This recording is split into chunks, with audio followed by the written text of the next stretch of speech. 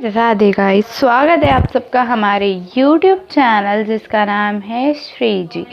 हम आज जिस टॉपिक पर बात करने वाले हैं वो चैप्टर 7 है रसशास्त्र का। ओके, हमारा आधे से ज़्यादा सिलेबस पूरा हो चुका है, आधा रह गया है, मतलब कह सकते हैं। ठीक है, आपके साधारण रस हो चुके हैं, महारस उपरस हो चुके हैं। ठीक है, हमने आधे से ज़्यादा पारद रह गया है। ठीक है, पारद जो इम्पोर्टेंट टॉपिक है वो रह गया है, उसकी वीडियो आएगी, डोंट वरी, सब आएगा। ठीक है, जो इम्पोर्टेंट है मैं वो ज़्यादा कवर करवाती हूँ क्योंकि आपके पेपर के हिसाब से।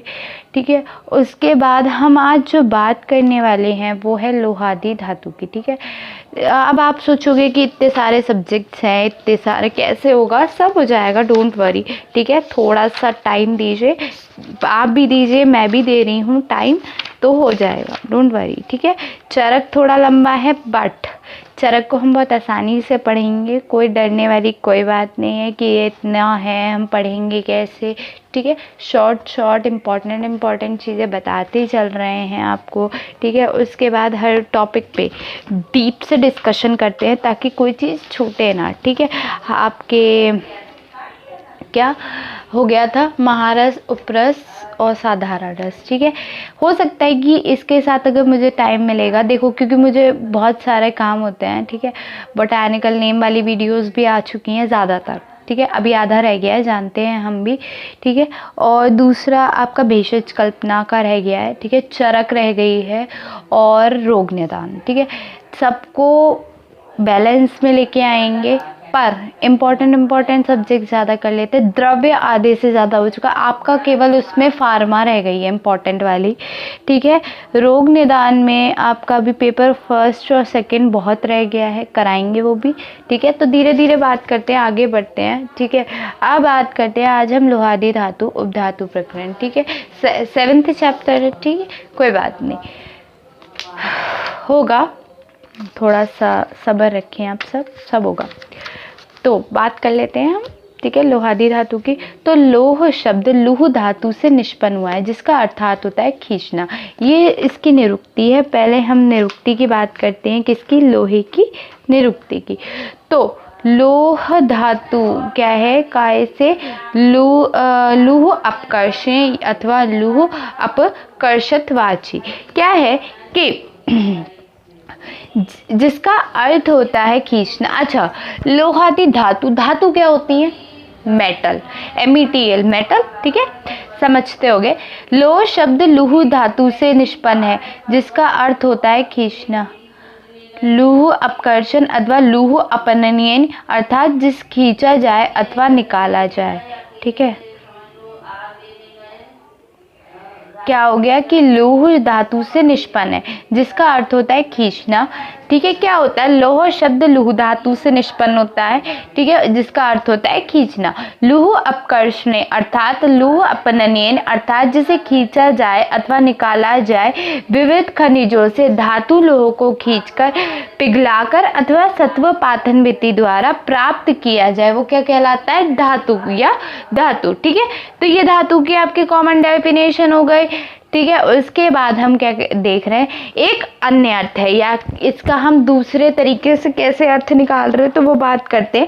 व्यवहारिक जगत की वस्तुओं को धारण करने का भी धातु शब्द से अर्थ किया जाता है। यथा तुला, स्तंभन, पात्र आदि क्या व्यवहारिक जगत, मतलब जो हमारी नॉर्मल लाइफ है वहाँ पे धारण करने के लिए, जो जैसे हम कुछ धारण कर रहे हैं उनके लिए भी क्या करते हैं, धातु शब्द का अर्थ निकालते हैं। ठीक है, धातु शब्द से निष्पन्न है जो वली, पलित, खालित, कृशता, दुर्बलता, जरा तथा रोगों का निवारण कर शरीर का धारण करे, उसे धातु कहते हैं। निरुक्ति, ध्यान रखना, निरुक्ति है, रस रत्न समुच्चय ने दी है, श्लोक है इसका।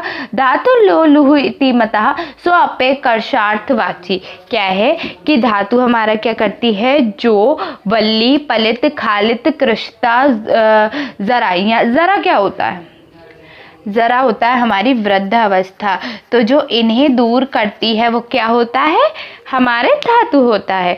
उसके बाद क्या होते हैं, और शरीर का धारण करती है, उनका तो निवारण करती है, रोगों का निवारण कर देती है, और क्या करती है, शरीर का धारण करती है, उसे धातु कहते हैं। ठीक है, धातु की विशेषता देखो, सबसे मेन धातु कैसी होती है, हम अगर किसी सोने को देखें, तांबे को देखें, या पीतल को देखें, या फिर रजत यानी कि चांदी को देखें, तो वो कैसी होती, चमकने वाली। तो धातु की सबसे पहली विशेषता यही है कि वो चमकती हैं। ठीक है, जिसे हम इंग्लिश में मेटालिक लस्टर कहते हैं। ठीक है, यह चमक अधातुओं में प्रायः नहीं होती। ठीक है, धातुओं में तो आपको चमक मिलेगी, लेकिन जो धातु नहीं है उनमें चमक ही नहीं होती। ठीक है, धातु प्रायः भारी होती है। ठीक है, ताप और विद्युतता का अच्छा चालक होती है। ठोक पीट अथवा खींचकर धातु की तरह चद्दर तथा तार बनाए जा सकते हैं। नॉर्मल बात है, हम कॉपर वायर्स बनाते हैं।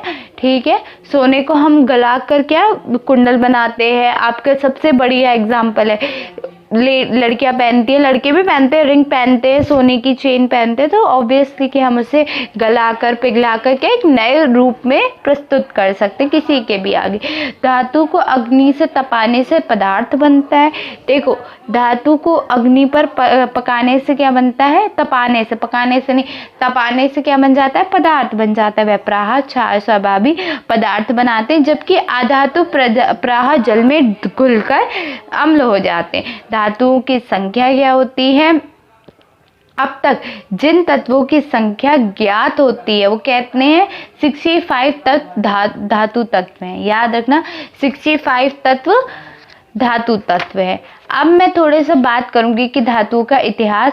तो धातुओं का इतिहास अति प्राचीन है, हम सब जानते हैं। ठीक है, उसके बाद क्या है, इसी प्रकार प्राचीन समय में जिन खनिजों का जिस प्रकार का लोहा विद्यमान था उन्हें हमने क्या कहा था, धातु कहा था। इसका उत्तम उदाहरण कौटिल्य का अर्थशास्त्र है।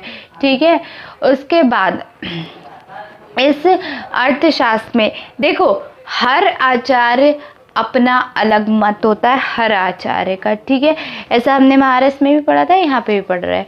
हर आचार्य का अपना मत होता है, अपने विचार होते हैं। हर इंसान की सोच एक जैसी नहीं होती, हर इंसान एक जैसा नहीं होता।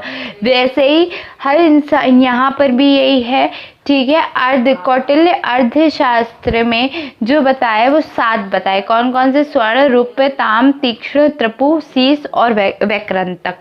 ठीक है, उसके बाद इनमें खनिज कौन से थे, स्वर्ण धातु थी, रूप्य धातु थी, ताम्र धातु थी, तीक्ष्ण धातु थी, त्रपु धातु थी, शीस धातु थी और वैक्रंतक धातु थी। अच्छा, सबसे पहले आपको पता होना चाहिए त्रुप और शीस क्या होते हैं।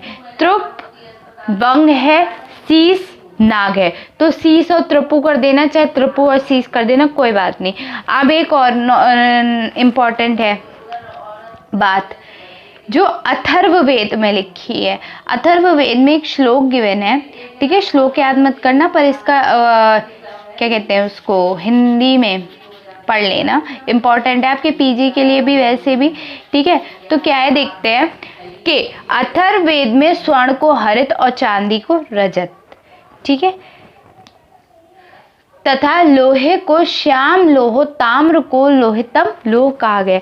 तो याद रखना, इसका श्लोक क्या है, श्याममयो अस्य मासानि लोहतम अस्य लोहिताम, त्रपो भस्म हरितम वर्णा पुष्करमस्य गंधा।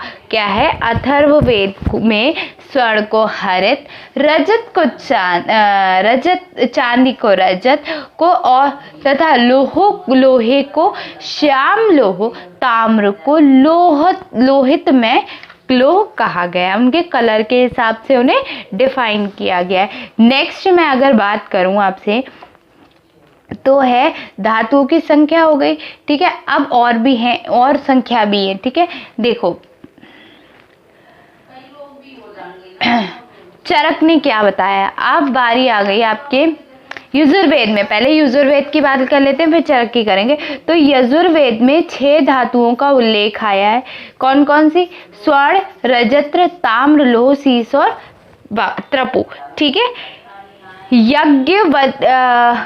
बलक के स्मृति में 6 धातुओं का प्रत्येक धातु में अग्नि पर गलाने पर उनमें होने वाली क्षीणता का अनुपात भी बतलाया गया है। ठीक है, इन्होंने भी 6 बताई। 6 किस किसने बताई? यजुर्वेद में 6 बताई गई हैं। याज्ञवल्क्य स्मृति ने 6 बताई है। मनु स्मृति ने कितनी बताई हैं? 8 धातुओं का उल्लेख किया है। कौन कौन सी? स्वर्ण हो गई, रजत हो गई, ताम्र हो गई, लोह हो गई, कांस्य हो गया, रीति, नाग और भंग। चरक और सुश्रुत ने कितने बताए? अब बारी तो भाई चरक और सुश्रुत की इम्पोर्टेंट होती है, सब जानते हैं। चरक ही एक्सेप्टेबल है, सुश्रुत ज़्यादा एक्सेप्टेबल है, पर रसरत्न समुच्चय भी उतने ही एक्सेप्टेबल है, रसावरण भी। ठीक है, सबके अपने अपने मत हैं। बात कर लेते हैं चरक की। तो चरक और सुश्रुत संहिता में विविध स्थानों पर 8 लोहों का वर्णन किया गया है। 8 प्रकार के लोह बताए गए। कौन कौन से? स्वर्ण, रौप्य, त्रपु, ताम्र, पित्तल, कांस, सीस और लोहा यानी कि अयम। तो इसका श्लोक देखो। स्वर्ण रूपे त्रपु ताम्र रीति कांस स्थिर शस्त्रदम वैडुंदन्ते नले विषामणे मणि भिक्षक्ष तेस्ते करयाणि नेत्राणि त्रिकण कानि। क्या है इसका मतलब? क्या है? देखो, इसका मतलब है कि ये पहले तो ये 8 प्रकार के आपके क्या हो गए? लोहादी धातु हो गए। कौन कौन से? स्वर्ण, रौप्य, त्रपु, ताम्र, पित्तल, कांस्य, सीस और अयम। ठीक है, इन सबका औषध, शस्त्र एवं विविध उपकरण के रूप में देखा जा सकता है। सुश्रुत ने लोहे को कृष्ण लोह की संज्ञा दी है। याद रखना, सुश्रुत ने किसे? इन सबको क्या दी है? लोह वर्ण की संज्ञा दी है। इन सबका औषध, शस्त्र एवं विधित कर्मों में रूप में देखा जाता है। इनको कब देखा जाता है? इन सब का औषध कर्म, शस्त्र कर्म, विविध उपकरण यानी कि बस्ती, नेत्र बनाने, जिह्वा, निलेखन आदि में इनका प्रयोग किया जा सकता है। सुश्रुत ने लोहे को कृष्ण लोह की संज्ञा से सूचित किया है। क्वेश्चन पीजी में इंपॉर्टेंट है कि किसने कृष्ण लोह की संज्ञा दी है, या सुश्रुत ने लोहे को क्या संज्ञा से सूचित किया है। ठीक है, नेक्स्ट की बात करते हैं हम रस आवरण की। ठीक है, नेक्स्ट की बात करेंगे रस आवरण की। ओके, तो रस आवरण ने स्वर्ण, रजत, ताम्र, तीक्ष्ण लोह, वंग एवं सीस 6 धातु बताई हैं। लोह कहकर उल्लेख किया है। षड्विध लोह कहकर उल्लेख उन्होंने किया है। इन्होंने इन 6 धातुओं को अग्नि पर अक्षी कहा है। क्या कहे? अक्षी। इसके अतिरिक्त कांस्य एवं पित्तल, इन 2 मिश्र लोहों का भी इस ग्रंथ में उल्लेख है। ठीक है, अभी हम बात करेंगे। ठीक है, ध्यान से, पहले मैं एक नॉर्मल आइडिया दे रही हूँ कि इसमें हम बात क्या क्या, किस किसने क्या क्या बता रखा है। ठीक है, उसके बाद क्या है? रस हृदय तंत्र में 8 लोहों को सत्व, सार, पूती लोह भेद से रूप में प्रस्तुत किया है। रस चूड़ामणि और रस से रत्न समुच्चय में 3 भेद करके कुल 9 धातुओं को प्रत्येक किया है। 9 रसेंद्र चूड़ामणि और रस रत्न समुच्चय कैसे किया? कौन कौन से उन्होंने माने? स्वर्ण, रजत, ताम्र और लोह की शुद्धि लोहों में, सीस और वंग की पूती लोहों में तथा पित्तल, कांस एवं वर्त लोह की मिश्र में गणना की गई है। तो याद रखना, किसने 9 धातु किसने बताई हैं? आपके रस चूड़ामणि और रस रत्न समुच्चय ने आपकी 9 धातुएं बताई हैं। ठीक है, 6 भी हैं, 8 भी हैं, 9 भी हैं, याद रखना, बहुत इंपॉर्टेंट है। ठीक है, अब हम बात कर रहे हैं धातुओं की संख्या की। ठीक है, हम बात किस पे आ गए अब भाई? अब हम बात कर रहे हैं धातुओं की संख्या की। अच्छा, हमने कितनी धातुओं की संख्या की बात करी? सॉरी, धातुओं की संख्या हो गई 65 कुल। ये मैं बता चुकी। ठीक है, सॉरी, हम बात कर रहे थे, पहले हम बात कर लेते हैं लोह धातुओं की औषधीय उपयोगिता की। तो धातुओं का उपयोग शोधन एवं मारण के पश्चात प्रवाह भस्म के रूप में किया जाता है। सबको पता है, अगर हम औषध उपयोगिता की बात करेंगे तो उसके क्या बनाएंगे? हम ऐसी तो नॉर्मल खाने के लिए नहीं दे देंगे, तो उसकी भस्म बना के। इस संबंध में कहा गया है कि सभी प्रकार के मृत लोह शीघ्र ही रस में मिल जाते हैं। ठीक है। पारद अथवा रस, रक्त आदि शारीरिक रस में मिल जाते हैं। इसका युक्ति पूर्वक प्रयोग करने से बड़े बड़े रोगों को दूर कर देते हैं और लंबे समय तक इनका सेवन का अभ्यास करने से यह शरीर को सशक्त बनाकर रोगों की उत्पत्ति को तथा वृद्धावस्था को क्या करते हैं, रोक देते हैं। ठीक है, तो इसमें कोई बहुत बड़ी बात नहीं, हम जो पढ़ते आ रहे हैं वही लिखना है कि ये बड़े बड़े रोगों को धातुओं का उपयोग हम भस्म के रूप में करते हैं। ये क्या करते हैं, मृत भस्म बनाई जाती है। मृत जो इस संबंध में कहा गया कि सभी प्रकार के मृत लोह यानी कि भस्मीभूत, जिनकी भस्म बनाई हो, मृत मतलब मरा हुआ मत समझना, ठीक है, भस्म जिनकी बना ली हो उनको शीघ्र ही रस मिल जाता है, जिन्हें ये रस मिलता है। अगर हम इसका युक्ति पूर्वक प्रयोग करेंगे तो बड़े से बड़े रोग को दूर कर सकते हैं। लंबे समय तक इनका सेवन करने का अभ्यास करने से शरीर को सशक्त बनाकर रोगों की उत्पत्ति तथा वृद्धावस्था को भी शीघ्र हम क्या कर सकते हैं, दूर कर सकते हैं। नेक्स्ट आगे बढ़ते हैं, आगे देखते हैं आगे क्या है, धातुओं का वर्गीकरण। रस ग्रंथों में लोहों का वर्गीकरण निम्न प्रकार से किया गया है। सार लोह, जिसे हम शुद्ध लोह कहते हैं, साधारण लोह, पूर्ति लोह, मिश्र लोह या कृत्रिम लोह या उपलोह। ठीक है, तो कितने बताए, 4 तरीके के आपके वर्गीकरण हो गए। कौन कौन से, सार लोह या शुद्ध लोह, ठीक है, साधारण लोह, पूती लोह, मिश्र लोह या कृत्रिम लोह या उपलोह। ठीक है, नेक्स्ट आप देखो, रस आवरण ने स्वर्ण, रजत, ताम्र, तीक्ष्ण, नागभंग, ये 6 रस आवरण ने 6 बताए थे। ठीक है, षड्विध लोह बताए थे। सार लोह में उन्होंने स्वर्ण और रजत रखा था। साधारण लोह में तीक्ष्ण एवं शुल्भ तथा पूती लोह में नागभंग, इनका वर्गीकरण किया गया था। रसेंद्र चूड़ामणि, रस प्रकाश सुधाकर तथा रस रत्न समुच्चय में शुद्ध पूती एवं मिश्र लोह के भेद पूर्वक लोह का वर्गीकरण किया गया है। शुद्ध लोह में स्वर्ण, रजत, ताम्र एवं लोह आते हैं। ठीक है, पूती लोह में नाग और भंग आते हैं। मिश्र लोह में पित्तल एवं कांस्य वर्त आते हैं। रस पद्धतिकार ने मिश्र लोह को ही क्या माना है, उपलोह की संज्ञा दी है। शारंगधर संहिता में, ठीक है, शारंगधर संहिता में धातु शब्द से 8 लोहों को गिनाया जाता है, यथा स्वर्ण, तार यानी कि चांदी, ठीक है, आर यानी कि पित्तल, ताम्र, वांग तथा तीक्ष्ण लोह। इन्होंने उपधातु संज्ञा में 8 द्रव्य गिनाए हैं। तो याद रखना कि शारंगधर संहिता में जो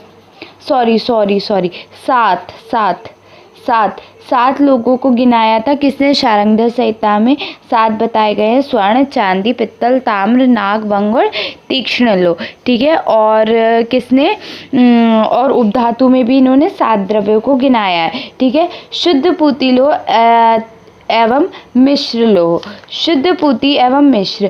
सार या शुद्ध लोह में कोई मिलावट नहीं होती। ठीक है, सार में और शुद्ध में हम कोई मिलावट नहीं होती। यह तापने पर विकृत नहीं होते। क्वालिटी है ये, विशेषताएं हैं ये। क्या, जो सार होता है वो कैसा होता है, लोह को तापने में कोई भी पहले इनमें कोई भी मिलावट नहीं होती, तापने पर ये विकृत नहीं होते बल्कि और सुंदर एवं मजबूत बन जाते हैं। मतलब इन पे जब आग आती है या आग में या तपाए जाते हैं या हम उन्हें गर्मी हीट देते हैं तो क्या होता है, ये अत्यधिक सुंदर हो जाते, ना कि क्या होता है कि ये अपना अस्तित्व खोते नहीं, खो तो देते हैं, मतलब चेंज हो जाते हैं, पर ये मजबूत बन जाते हैं। ठीक है, तो कैसे हो जाते, कोई मिलावट नहीं होती, तापने पर विकृत नहीं होते और बल्कि और सुंदर और मजबूत बन जाते हैं। पूती लोह, यह तापने पर शीघ्र द्रवित होते हैं तथा शीघ्रता से भस्मीभूत भी हो जाते। क्या होता है, तापने पर शीघ्र द्रवित का मतलब अपना रूप चेंज कर लेते हैं और शीघ्रता से और बहुत जल्दी क्या होता है, भस्म का रूप भी ले लेते हैं और उसमें पूती गंध यानी कि दुर्गंध भी मिलती है।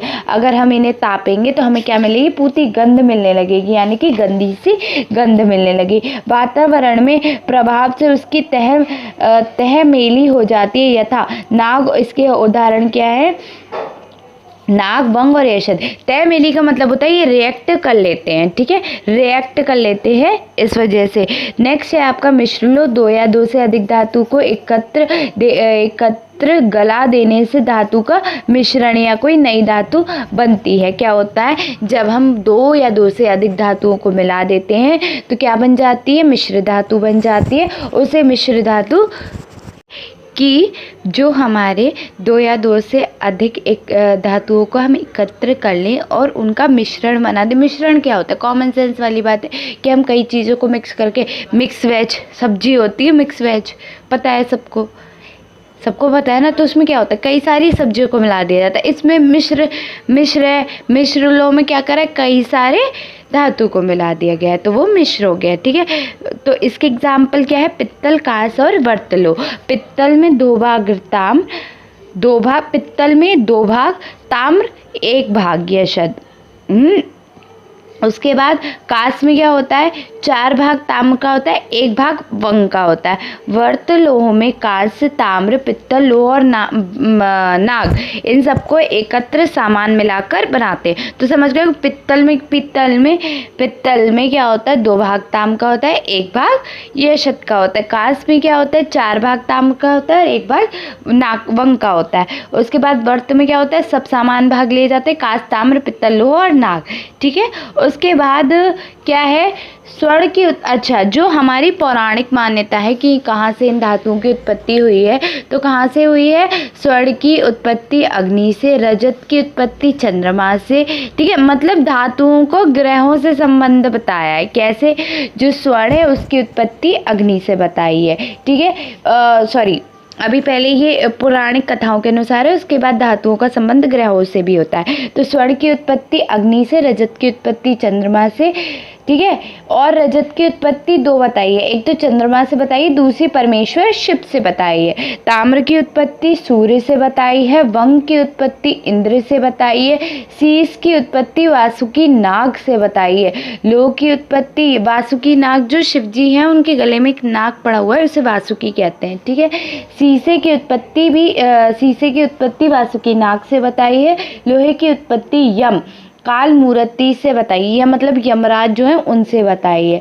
लोहे की उत्पत्ति लोह अनुसार दैत्य के शरीर के अंग से बताई है। भविष्य पुराण के अनुसार जो लोहासुर एक दैत्य है उसके शरीर के अंग से बताई। तो क्या हुआ, स्वर्ण की उत्पत्ति अग्नि से, रजत की उत्पत्ति चंद्रमा से और रजत की उत्पत्ति शिव से भी थी, ठीक है। ताम्र की उत्पत्ति भी सूर्य से बताई है, ठीक है। वंग की उत्पत्ति इंद्र से, शीश की उत्पत्ति वासुकी नाग से, लोहे की उत्पत्ति यम से और लोहे की उत्पत्ति लोहा से दैत्य के शरीर के अंगों से बताई गई है, ठीक है। नेक्स्ट आप देखो ग्रहों का धारण धातुओं से संबंध। तो सूर्य, चंद्रमा, मंगल, बुध, गुरु, शुक्र, शनि, राहु, केतु। शनिवार तक आप अपने डेज डाल सकते हैं। उसके बाद है बस सूर्य, चंद्र, मंगल, बुध, बृहस्पति को गुरु कहते हैं, शुक्र, ठीक है, राहु, केतु, शनि, राहु, केतु, ठीक है। तो सूर्य के लिए आपका ताम्र है। देखो ताम्र की उत्पत्ति सूर्य से बताई है। चंद्रमा की उत्पत्ति रजत बताई है, ठीक है। चंद्रमा से क्या उत्पत्ति है, रजत यानी कि चांदी। मंगल की उत्पत्ति पित्तल है, ठीक है। नाग की उत्पत्ति बुध ग्रह से है, ठीक है। गुरु की उत्पत्ति स्वर्ण से है, ठीक है। शुक्र की उत्पत्ति वंग की उत्पत्ति शुक्र से है। तीक्ष्ण लोह की उत्पत्ति शनि से है। कांस की उत्पत्ति राहु से और कांत की उत्पत्ति केतु से। तो काका, ठीक है, केतु की उत्पत्ति कांत की उत्पत्ति केतु से हो गई।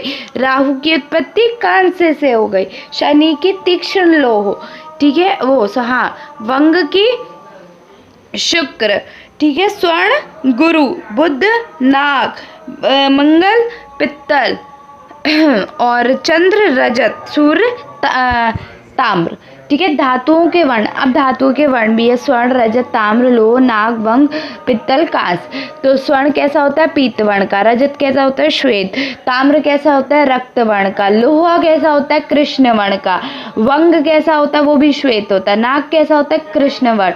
देखो नाग और ताम्र दोनों कृष्ण वर्ण का, वंग और रजत दोनों श्वेत वर्ण के, पित्तल और स्वर्ण दोनों पीत वर्ण के, कांस्य भी श्वेत वर्ण का। तो 3 आपके श्वेत वाले हैं, कौन कौन से? रजत, वंग और कांस्य, ये तीनों कैसे हैं? श्वेत वर्ण के। अग्नि से धातुष है, ठीक है, अग्नि से धातुष है। धातुओं को अग्नि पर पिघलाने पर उसमें क्षीणता देखी जाती है। ये क्षीणता हानि का अनुपात प्रत्येक धातु में भिन्न भिन्न होता है। यथा स्वर्ण अक्षीण, स्वर्ण को पिघलाने के लिए इसमें कोई क्षीणता नहीं होती। रजत कितना है? 100 पल में कितनी? 2 पल की हानि होती है, 2% प्रतिशत, ठीक है, 2% ना जो होता है वो पिघलता है। नाग और वंग कितना होता है? 100%, 8 पल की हानि होती है। ताम्र कितना होता है? 5%, और लोहा कितना पिघलता है? 10%, ठीक है। 100 में से बताया गया है कि 100 में से 2% पिघलता है। रजत, नाग और वंग 100 में से 8% पिघलता है। ताम्र 100 में से 5% है, और लोहा 100 में से 10% है, ठीक है। यहाँ द्रव्यत्य है कि स्वर्ण को अग्नि पर पिघलाने पर इसमें कोई क्षीणता नहीं आती। इसका कारण यह है कि स्वर्ण उत्तम कोटि का धातु है, यथा वातावरण की इस पर कोई भी हानि, कोई भी प्रतिशत नहीं होता, और इसका कोई मल नहीं बनता है, अतः इसमें कोई हानि नहीं होती। जबकि अन्य सभी धातुओं में अल्पाधिक हानि देखी जा सकती है। रजत में सबसे कम हानि होती है तथा सर्वाधिक हानि लोहे में, तत्पश्चात नाग एवं वंग में, फिर ताम्र में देखी जाती है। नेक्स्ट है अग्नि में धातु की ज्वाला परीक्षा। स्वर्ण आदि धातुओं को पतले तार या पत्र को अग्नि में तपाने या पिघलाने पर विविध प्रकार की ज्वाला देखी जाती है, ठीक है। जब हम किसी भी मेटल को या धातु को हम पिघला रहे हैं तो उसमें अलग अलग तरीके की अग्नि देखी जाती है, अर्थात ज्वाला को देखकर धातु का भी ज्ञान किया जा सकता है कि ये ज्वाला किस धातु में होती है। तो स्वर्ण में कैसे है? पीत वर्ण की ज्वाला होती है। रजत में श्वेत वर्ण की होती है। ताम्र में नील वर्ण की होती है। तीक्ष्ण लोह में कृष्ण वर्ण की होती है। वंग में कपोत वर्ण की होती है। नाग में धूम्र वर्ण की होती है। लोह में कपिल वर्ण की होती है। अयस्तान में धूम्र वर्ण की होती है। तुथत में लोहत वर्ण की ज्वाला होती है, यानी कि रक्त वर्ण की। वज्र में अनेक वर्ण की ज्वाला होती है। अभ्रकसत में पांडु वर्ण की ज्वाला होती है। शिलाजतु में धूसर वर्ण की ज्वाला होती है। जो मेन है उसमें केवल आप आयस तक करिएगा, सॉरी इतने ही कर लीजिएगा, ठीक है। स्वर्ण, रजत, ताम्र, तीक्ष्ण, नाग, वंग, लो, इतने पता होने चाहिए, ठीक है। 7 कर लेना। धातुओं का शोधन। अच्छा, धातुओं का संकेत, विशिष्ट गुरुत्व एवं द्रव्यांक। तो देखो, स्वर्ण को हम क्या कहते हैं? गोल्ड। रजत को क्या कहते हैं? सिल्वर। ताम्र को क्या कहते हैं? कॉपर, ठीक है। लोहे को क्या कहते हैं? आयरन, ठीक है। नाग को क्या कहते हैं? लेड। वंग को टिन, और यशत को जिंक, ठीक है। गोल्ड का सिंबल AU, सिल्वर का AG, कॉपर का CU, आयरन का Fe, लेड का PB, टिन का SN, और फिर जिंक यानी कि ZN। इनका जो विशिष्ट गुरुत्व यानी कि स्पेसिफिक ग्रेविटी, जो स्वर्ण है उसकी 19.4, सिल्वर की 10.5, कॉपर की 9.7, आयरन की 7.7, लेड की 11.4, टिन की 7.2, जिंक की 7.1, ठीक है। नेक्स्ट है इसका द्रव्यांक यानी कि कितने पे पिघलाए जाते हैं। तो गोल्ड देखो सबसे ज़्यादा 1065, उसके बाद आ जाता है सिल्वर 960 डिग्री सेल्सियस, कॉपर 1057 मतलब 1057, आयरन 1520, ठीक है। लेड 325, टिन 233, जिंक 410, ठीक है। ये चार्ट इम्पोर्टेंट है, ठीक है। धातुओं का शोधन। अब धातुओं का शोधन कैसा होता है? 2 प्रकार से किया जाता है। एक तो सामान्य शोधन होता है और एक विशेष शोधन होता है, ठीक है। सामान्य शोधन क्या होगा? जो हम क्या करेंगे? सामान्यता से करेंगे, ठीक है, जिसमें हम कुछ ना करें, साधारण हल्की फुल्की अशुद्धियाँ हों और द्रव्य कैसा हो जाए जिसमें वो शुद्ध हो जाए। ठीक है, शोधन की वह सरल एवं सामान्य विधि जो द्रव्य के किसी खास पूरे वर्ग विशेष के लिए सामान्य हो, यथा स्वर्ण, रजत, ताम्र, लोह, वंग आदि सभी धातुओं अथवा सभी रत्नों के लिए ऐसी विधि जिससे एक ही विधि से सभी शुद्ध हो जाए उसे सामान्य शोधन कहते हैं। तेल, तक्र, गौमूत्र, अनाज, कांजी में धातुओं को तनुपत्र को तपाकर अथवा द्रवित कर क्रम से पृथक पृथक 8 बार निष्पेषण यानी कि बुझाने निर्वाप करने से स्वर्ण आदि सभी लोह शुद्ध हो जाते हैं। ठीक है, नेक्स्ट है कि हम कौन सा कदली फल मूल जल यानी कि कदली कंद स्वरस में धातु का प्रत्येक कर द्रवित कर 7 बार भावना देकर डुबोकर भावना देकर उन्हें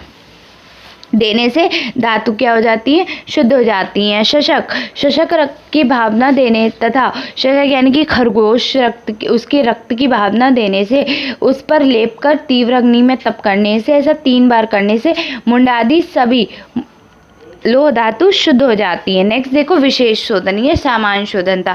विशेष बात करें तो जिस द्रव्य एवं विधि द्वारा द्रव्य स्थित जटिल अथवा विशिष्ट दोषों का नाश हो अथवा कम हो जाए। नेक्स्ट क्या है, वह विशुद्ध विधि तो किसी खास द्रव्य विशेष के लिए निर्दिष्ट हो उसे विशेष शोधन कहा जाता है। नेक्स्ट है गौदुग्ध द्वारा अभ्रक का शोधन, पंचमिक द्वारा स्वर्ण का शोधन, हरिद्रा चूर्ण द्वारा निर्गुंडी द्वारा मिश्रित निर्गुंडी द्वारा वंग का शोधन। तो कितना है, गौदुग्ध द्वारा अभ्रक का शोधन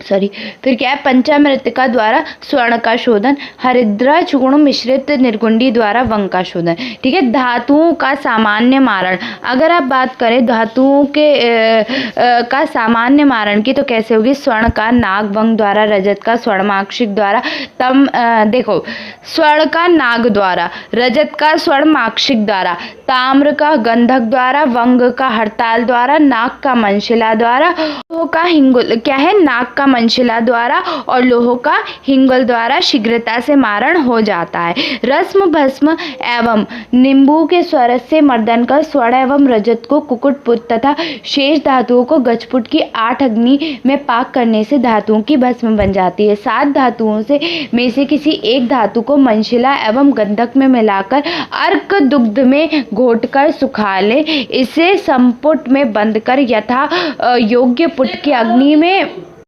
फूंक दें। इस प्रकार तब तक करें जब तक ठीक भस्म ना बन जाए। ठीक है, हम कब तक करेंगे, जब तक उसकी भस्म नॉर्मल ना बन जाए। इस विधि से प्रायः सभी धातुओं की भस्म बन जाती, गंधक के संयोग से सभी धातुओं का मारण हो जाता है। ठीक है, धातुओं के भस्म के 4 प्रकार। अब देखो धातुओं की भस्म में 4 प्रकार होते हैं। एक होती है श्रेष्ठ, मध्यम, दूसरा कनिष्ठ और दुर्गंधप्रद। ठीक है, कनिष्ठ उंगली भी होती है हमारी, याद रखिएगा।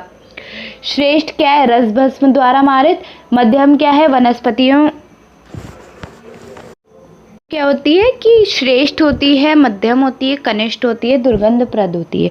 ठीक है, श्रेष्ठ कौन सी होती है, जो रस भस्म द्वारा मारित होती है। मध्यम वनस्पतियों द्वारा जो मारित हो जाती है।